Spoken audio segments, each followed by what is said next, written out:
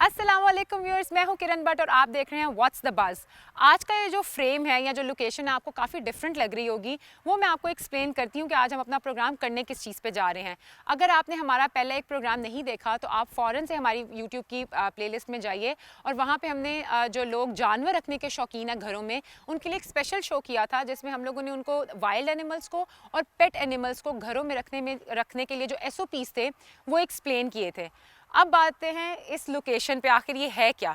फ़िलहाल हम लोग एक ऐसे फार्म हाउस पे मौजूद हैं जहाँ पे लाहौर के सबसे ज़्यादा एक्सपेंसिव जानवर स्पेशली जर्मन शेफर्ड डॉग्स हैं जो कि मौजूद हैं। अगर मैं आपको बताऊं तो ये जो राइट और लेफ़्ट पे दो कुत्ते हैं, इनकी तकरीबन मिला के जो कीमत बनेगी वो 50 लाख के एवज़ है। अब जो लोग कुत्ते पालने का शौक़ रखते हैं उनको पता होगा कि वाकई ये कुत्ते बाहर से जब मंगवाए जाते हैं तो उनकी कीमत इतनी ही ज़्यादा होती है, लेकिन क्या लाहौर में इनकी इतनी ज़्यादा मार्केट है कि इतनी ज़्यादा तादाद में जो है वो कुत्ते बाहर से मंगवाए जाएं। इनके जो ओनर हैं उनका नाम है आतिफ रिजवी साहब और हम लोग आज उनसे मिलवाएंगे आपको और उनसे पूछेंगे कि क्या लाहौर में इतने ज़्यादा महंगे कुत्ते ख़रीदे जाते हैं और अगर ख़रीदे जाते हैं तो उनकी परसेंटेज कितनी है। क्या लोग पेडिग्री और नॉन पेडिग्री के दरमियान जो है वो डिफरेंस समझते हैं या सिर्फ जानवर जो है वो शौकिया घरों में पाल लेते हैं। तो आज की जो एपिसोड है, अगर आप लोग डॉग लवर्स हैं उनके लिए एक स्पेशल ये एपिसोड होगी जिसमें हम लोग आपको बताएंगे कि अगर आपने जर्मन शेफर्ड्स घर में रखे हुए हैं तो उनको घरों में रखने के SOPs क्या है, इनकी देखभाल कैसी होनी चाहिए, अगर वो लॉन्ग कॉट है, स्टॉक कॉट है तो आपने उनकी ब्रशिंग कैसे करनी है या उनको दिन में कितनी दफ़ा नहलाना है। तो आइए मिलते हैं आतिफ रिजवी साहब से और पूछते हैं कि इन कुत्तों की देखभाल इतने ज़्यादा है यहाँ पे वो कैसे करते हैं। सो व्यूअर्स, हमारे साथ इस टाइम मौजूद हैं आतिफ रिजवी साहब और हम लोग उनसे पूछेंगे कि ये जो इनका इतने महंगे कुत्ते पालने का शौक़ है, आखिर इनको ये क्यों है और इसकी लाहौर में मार्केट कैसी है। अस्सलाम वालेकुम सर, कैसे हैं आप? जी, मैं आतिफ रिजवी आपको IDWC और कैपिटल TV के प्लेटफॉर्म से सलाम पेश करता हूँ और आप लोगों का शुक्रिया भी अदा करता हूँ कि आप लोग तशरीफ। Thank you so much sir. मुझे ये बताएं कि ये जो कुत्ता है और ये जो कुत्ता है, इनकी स्पेशलिटी क्या है सबसे पहले तो? देखिए, सबसे पहली स्पेशलिटी तो ब्लड लाइन है। ब्लड लाइन का बहुत बड़ा रोल होता है और उसी से उसकी परफॉर्मेंस, उसकी पर्सनैलिटी का, उसकी खसलत का अंदाज़ा होता है। हम लोग घोड़े लेते हैं और भी बहुत सारे जानवर लेते हैं तो ब्लड लाइन का बहुत बड़ा रोल है। ठीक है, उसमें उसकी खूबसूरती भी आ जाती है, उसकी वॉक करने का अंदाज है, बाल हैं, कलर है, पिगमेंटेशन है, ये बहुत सारी चीज़ें जो मैटर करती हैं। और इनके साथ तो टाइटल जुड़े हुए हैं। ये करंट वर्ल्ड चैंपियन अजलान के दोनों बेटे हैं। मदर सिर्फ डिफरेंट है। पहले मैंने ये इम्पोर्ट किया था और उसके बाद फिर ये इम्पोर्ट किया और मेरे पास इस वक्त करीब 2 करोड़ रुपए से ज़्यादा के 2 करोड़ से ज़्यादा के जर्मन शेफर्ड्स हैं। लेकिन ये जो अकेले 2 हैं खाली यही 50 लाख के करीब हैं लगभग। तो इससे पहले भी मैंने इंपोर्ट किए और बहुत सारे जानवर भी किए, लेकिन ये तो बहुत आगे बात चली गई क्योंकि जो लोग शौकीन हैं जर्मन शेफर्ड्स के, खास तौर पर शौकीन है, वो इस बात को समझते हैं कि वर्ल्ड चैंपियन के डायरेक्ट बेटे को इंपोर्ट करना is not a small deal. और दूसरी बात आप देख रहे हैं कि अभी ये वर्क इन प्रोग्रेस है, इसको हम लोग भी काम कर रहे हैं। अब ये फार्म हाउस मुकम्मल नहीं हुआ और मैं नहीं समझता खाली जर्मन शेफर्ड डॉग्स को लेकर उनकी देख रेख और अपने जुनून को जिंदा रखने के लिए, बरकरार रखने के लिए किसी ने इतनी ज़्यादा बड़ी इन्वेस्टमेंट की होगी। It's a huge place surrounded by green trees. मैंने ढेर सारे इसमें पौधे और ये वो किया और बेहतरीन अरेंजमेंट इनके लिए किया, केजेस बनाए। इसमें बहुत ज़्यादा पैसा लगा। ठीक है, बंदों की कॉस्ट के अलावा जो बहुत बड़ी कॉस्ट है, जो मेरे पास वर्कर्स काम कर रहे हैं उनकी कॉस्ट के अलावा उनके खाने, हम अपने वर्कर्स को भी बहुत अच्छा खिला रहे हैं। और सनफ्लावर कुकिंग ऑयल में हमारे मुलाजमों का खाना बनता है। हफ्ते में एक दफ़ा उनको बीफ खिलाते हैं, चिकन खिलाते हैं, वेजिटेबल खिलाते हैं वर्कर्स को, और जानवरों के लिए भी बहुत ज़्यादा कर रहे हैं। अब ये इसका नाश्ता जो सा है, खाली ब्रेकफास्ट जो सा है, 1 किलो गाय का बिल्कुल रॉ मिन्स जो सा है, प्योर रेड जो सा ना, रेड अच्छा जो बंदा भी नहीं शायद खाता होगा, 1 किलो ये खाता है, 1 किलो ये खाता है नाश्ते में। उसके अलावा पनीर, मक्खन, डॉग फूड वगैरह वो भी इनको मिलते हैं। तो शायद मेरे ख्याल में इतना तो अच्छा मैं भी नहीं खाना खाता हूँ जितना अच्छा हम इनको खिलाते हैं। अच्छा, खाने की तो बात होगी। अगर ये हम लोग अपने ये जो आप बैकग्राउंड में देख रहे हैं डिफरेंट केजेस हैं और यहाँ पे फ़िलहाल 45 जो है वो डॉग्स जो हैं मौजूद हैं, जर्मन शेफर्ड हैं वो सारे। यहाँ पे जो लोग आपको पीछे चलते हुए नज़र आ रहे हैं, जो ये एक लीश लेके घूम रहे हैं, वो इसलिए घूम रहे हैं क्योंकि ये बहुत ज़्यादा जैसे कि एग्रेसिव जो है डॉग उस टाइम हो गए थे, क्योंकि हमने जब इन दोनों को सेपरेटली बाहर निकाला तो दे ऑल स्टार्टेड बार्किंग कि शायद उनको भी बाहर निकालने की जो है हम कोशिश करें, लेकिन हम इतने ज़्यादा कुत्ते हैंडल नहीं कर सकते बिल्कुल भी एक टाइम पे। तो सर अगर हमें आप ये बताएं कि ये जो अभी डिफरेंट केजेस में है, इनकी स्पेशलिटी क्या है? इनमें से कोई इम्पोर्टेड है, लोकल है, इनमें क्या डिफरेंस है? बहुत सारे इम्पोर्टेड भी हैं, जैसे अगर आपको मैं इधर से आके दिखाता हूँ। जी जी ज़रूर। अब ये लगभग 2-2, 3-3 एक केज में बंद है। अभी केजेस और भी बन रहे हैं, जैसे कि अभी आप देख रहे होंगे कि ये एक केज में तकरीबन 2 और 3 बंद हैं जी। उसकी रीज़न ये है कि अभी यहाँ पे काम हो रहा है और केजेस बन रहे हैं। और अब जैसे मिसाल के तौर पर ये दोनों हैं, ये दोनों के दोनों डेजी काम जैनी, अब ये दोनों इम्पोर्टेड हैं, ठीक है। वो पाकिस्तानी है दोनों, हमारी होम ब्रीड है, लोकल ब्रीड है। ये भी पाकिस्तानी है, ये दोनों इम्पोर्टेड हैं। ये बिचेज हैं, यहाँ पे सब के सब आपको फीमेल बिचेज, ये सारी की सारी फीमेल हैं। सही। और ये भी फीमेल हैं, लेकिन ये सारी की सारी ये पाकिस्तानी है, ठीक है। और इसी तरह ये भी पाकिस्तानी है, ये भी पाकिस्तानी है। यहाँ पे ये दोनों इम्पोर्टेड आ गए। अब ये और केजेस में बनाए जाएंगे। अब जैसे ये है, ये भी बिच है, इसको ज़रा बाहर 1 मिनट निकालो। व्यूअर्स, हम लोग अभी जो है वो जानवरों को डिस्कस कर रहे हैं, उनकी स्पेशलिटी, और जो जर्मन शेफर्ड है स्पेशली वो लाहौर में कितने ख़रीदे जाते हैं, कितने नहीं ख़रीदे जाते, और इनमें क्या डिफरेंस है। तो आतिफ साहब, दिस इज़ अ फीमेल, ये एक फीमेल है जब ये भी इम्पोर्टेड है। ये मैंने इजिप्ट से इम्पोर्ट की थी। इसकी उस वक्त मुझे कॉस्ट आज से साल पहले कोई 9.25 लाख रुपए कॉस्ट की थी मुझे। तो बहुत बड़े साइज में बिच है। अगर ना बताया जाए तो ऐसे लगता है कि जैसे मेल है, लेकिन इट्स अ फीमेल। और दूसरी बात, आपने खरीदो फरोख्त के हवाले से जी जी बिल्कुल बिल्कुल, बात ये है कि आज के दौर में जितना स्ट्रेस है, हर कोई जो है वो उसका कोई वे आउट चाहता है।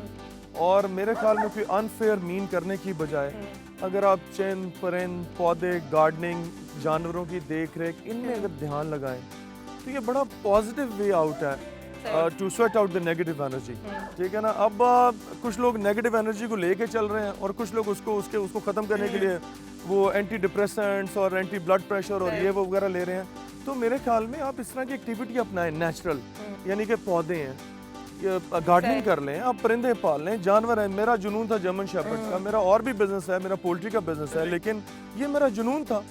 और यकीन करें कि इस जुनून की वजह से मुझे कोई एंटी डिप्रेसेंट या कोई ब्लड प्रेशर की मेडिसिन नहीं लेनी पड़ती।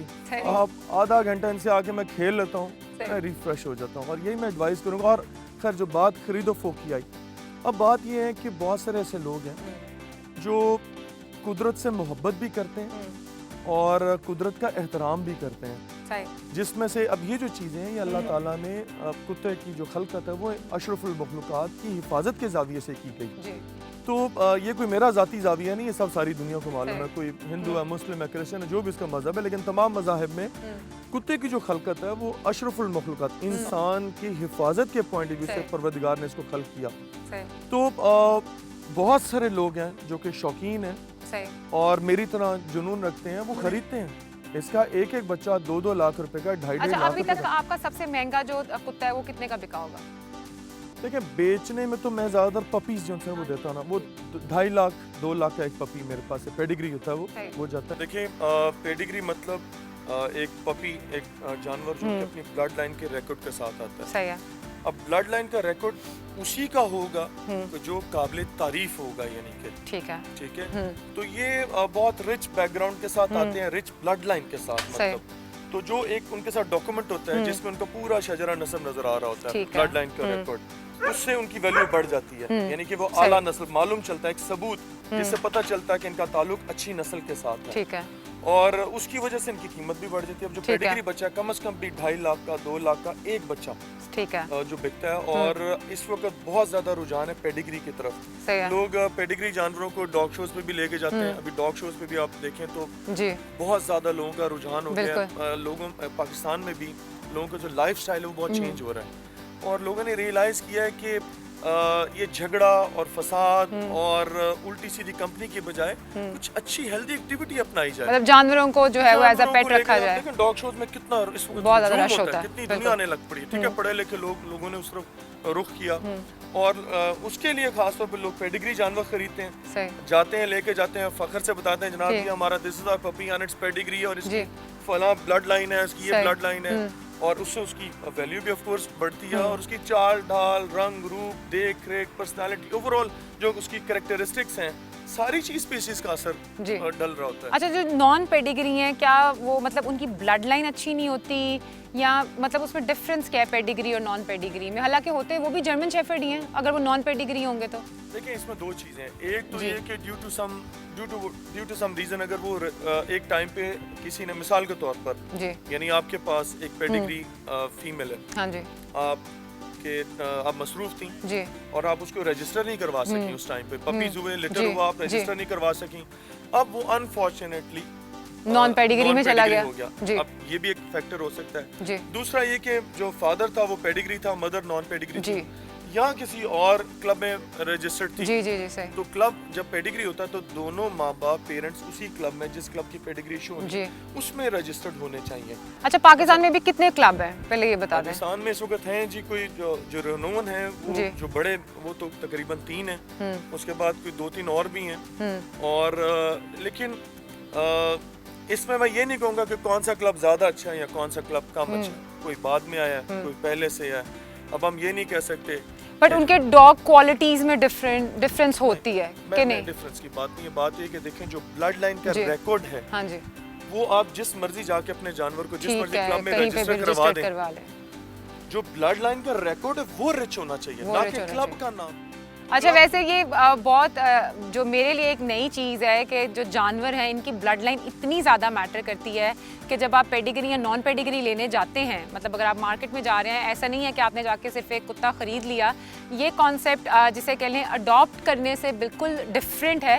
बिकॉज लास्ट टाइम मैंने अपने शो में कहा था कि please do not buy and always adopt. लेकिन अगर जो लोग बेहतर से बेहतर कुत्ता ख़रीदना चाहते हैं, वो लोग इन चीज़ों का बहुत ख्याल रखते हैं कि वो जानवर पेडिग्री है नहीं है, उसकी ब्लड लाइन कौन सी है, उसके पेरेंट्स कौन से हैं। तो इट्स मैं ये कहूँगी कि it's a lot more than that, और ये बड़ी एक साइंस और टेक्निकल चीज़ है। कोई आम बंदा जाके इस तरह मेरे जैसा तो फ्रैंकली कोई कुत्ता नहीं खरीद सकता। मुझे तो कोई कह देगा ये पेडिग्री है, मैं तो वो पेडिग्री भी ले आऊँगी नॉन पेडिग्री को। अब तो ये जो जुनून है ये बिल्कुल रिवोल्यूशनाइज हो रहा है इस वक्त पाकिस्तान में भी। आप देखें खाली जानवरों में नहीं, हर चीज़ में जो उनसे ना वो रिवोल्यूशन आ रहा है। स्टाइल, ज़बानें, कपड़े, पहनावा, ओवरऑल आपकी स्कूलिंग, सब कुछ तब्दील हो रहा है। इसी तरह जानवरों का जो रखने का शौक है, रखने का शौक और जो निज़ाम था, तरीकाकार था, पेडिग्री, रजिस्ट्रेशन, क्लब, सब के सब उन्होंने भी इम्प्रोवाइजेशन किया। ठीक है। आज जो खाली जर्मन शेफर्ड नहीं, अगर ओवरऑल जानवरों की बात कीजिए तो पाकिस्तान में बहुत ट्रेंड चेंज हो गया। This is a very fine facility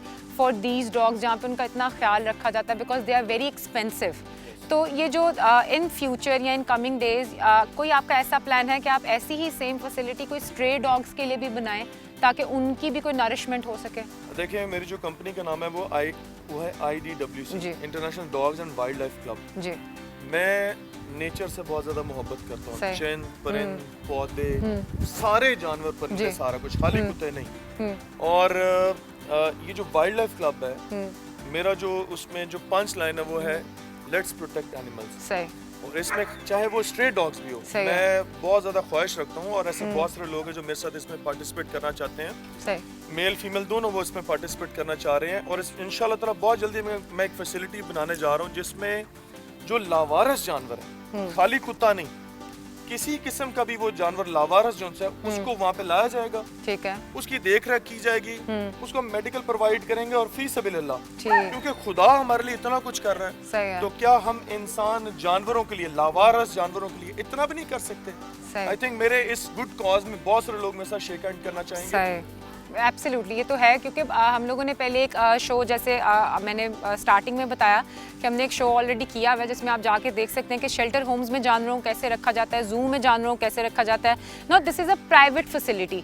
ये कोई मतलब गवर्नमेंट फंडेड नहीं है ये, क्योंकि आतिफ साहब का एक शौक है तो उन्होंने इतनी ज़्यादा तादाद में जो है वो जर्मन शेफर्ड लेके रखे हुए हैं। फिर आगे से ये मतलब इसकी ब्रीडिंग भी करवाते हैं। अगर किसी को चाहिए होता है तो वो मतलब इनसे आके ख़रीद लेता है, या ये मतलब बाहर से जो इम्पोर्टेड मंगवाते हैं जानवर, उनको भी आगे मतलब जिसे कह अगर कोई ख़रीदना चाहता है तो वो आके यहाँ से ख़रीद सकता है। आतिफ साहब मुझे ये बताइएगा कि ये जो महंगे मतलब मिसाल के तौर पे ये वर्ल्ड चैम्पियन के ये 2 बेटे हैं अभी जो हमने शुरू में दिखाए हैं, इनका जो पप है और यहाँ पे ये जो पेडिग्री पप है, ये इनमें क्या रेट का डिफरेंस क्या आएगा? ये कितने के बिकेंगे इसके बच्चे? क्योंकि ये टाइटल होल्डर है जी, ये नहीं कि बाकी जानवर क्वालिटी में कम है, लेकिन क्योंकि इनके पास एक टाइटल है, सही, उस टाइटल की वजह से इनका जो पपी है वो कम से कम भी 3 लाख रुपए से स्टार्ट होगा। ठीक है, मिनिमम बेस प्राइस होगी। और ऑलरेडी मेरे पास एक ह्यूज डिमांड है, लोगों ने मुझे फोन करके मतलब थका दिया है। वो बोल रहे जी इसका पप, इसका पप, इसका पप, हालांकि ऑल्दो के दूसरे भी इम्पोर्टेड हैं, तो खाली टाइटल की वजह से लोगों का शौक ज्यादा है। अच्छा, लाहौर में महंगे जानवरों की मार्केट कितनी है? मतलब कुछ बहुत कम लोग खरीदते हैं या बहुत ज्यादा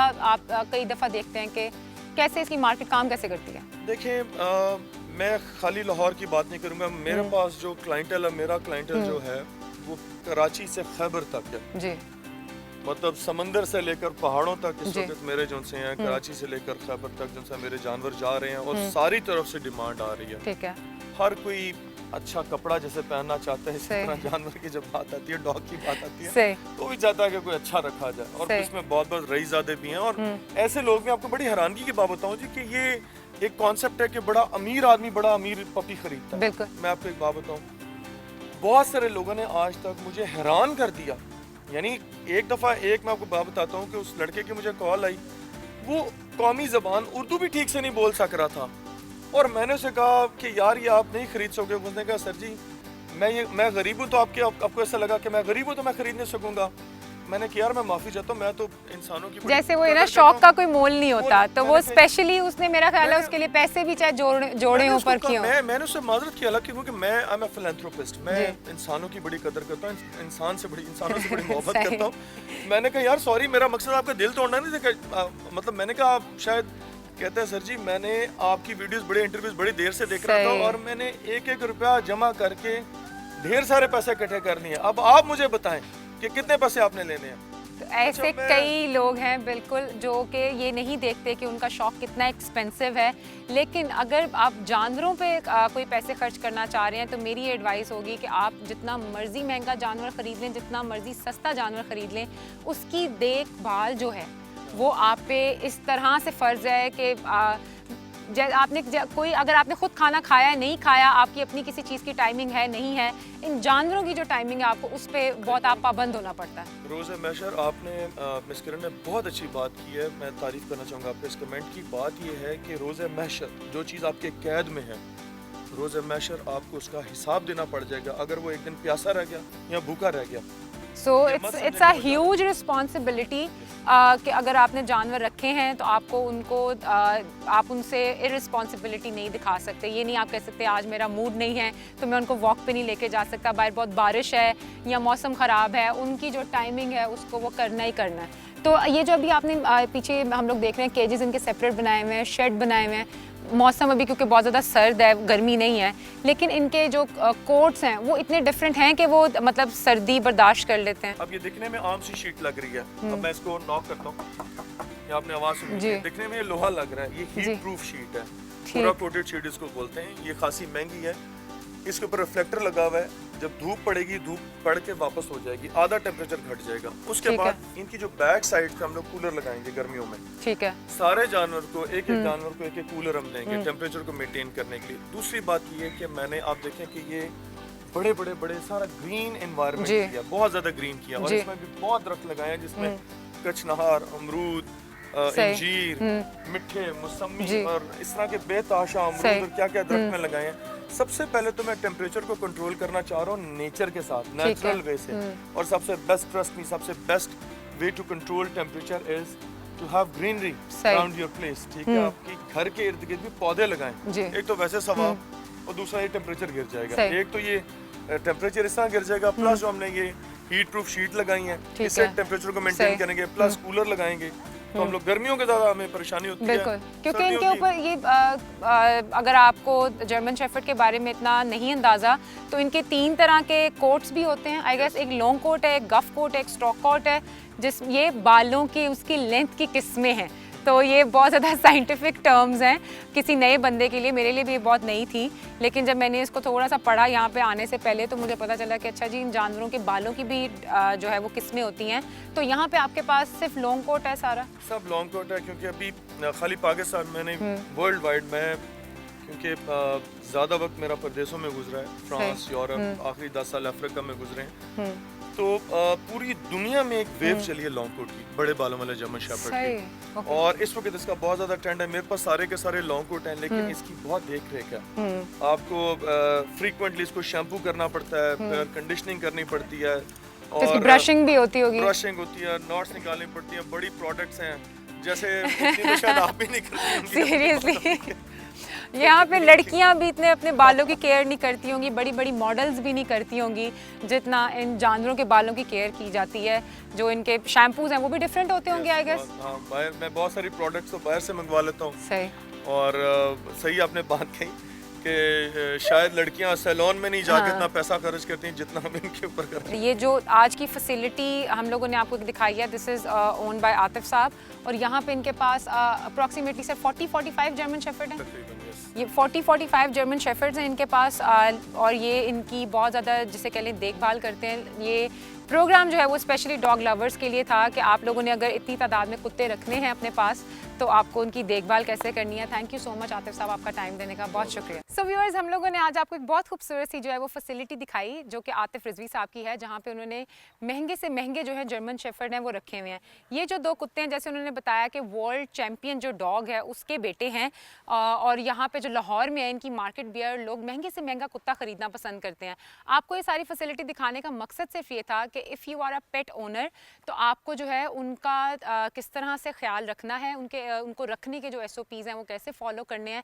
तो अपने कुत्तों का जो है वो बहुत ज़्यादा ध्यान रखें। आप अगर कोई बिल्ली पाली हुई है, कुत्ता पाला हुआ है, पेट जो आपने रखा हुआ है, हम लोग मज़ीद इस पे एपिसोड्स करेंगे कि आपने जो डिफरेंट किस्म के जानवर आप लोग घरों में रखते हैं आपको उनका ख्याल कैसे रखना चाहिए। और अगर आपकी इससे रिलेटेड कोई क्यूरी हो तो वो आप हमें कमेंट में पूछ भी सकते हैं कि अगर आपके डॉग को कोई मसला है तो वो कैसे सॉर्ट आउट किया जा सकता है। और will be checking our comment section as well. आपको ये कुत्ते जो हैं इनको घरों में रखने के SOPs फॉलो करने चाहिए। आपसे मुलाकात जल्द दोबारा होगी, तब तक आप अपना और अपने पेट्स का भरपूर ख्याल रखिएगा। अल्लाह हाफ़िज़।